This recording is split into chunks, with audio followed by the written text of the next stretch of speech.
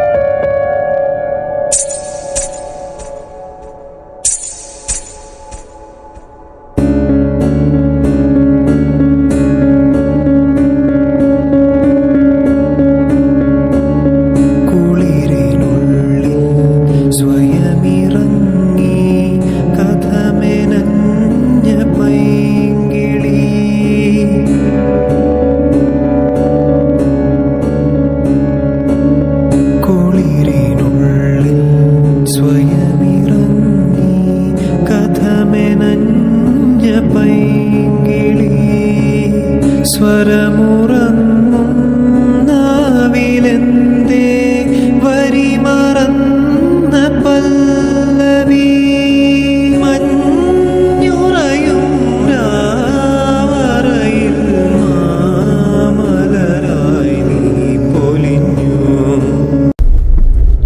അപ്പം നമ്മളിപ്പോൾ എത്തിക്കുന്നത് ദുമിസ്ഥാൻ ബീച്ചിലാണ്.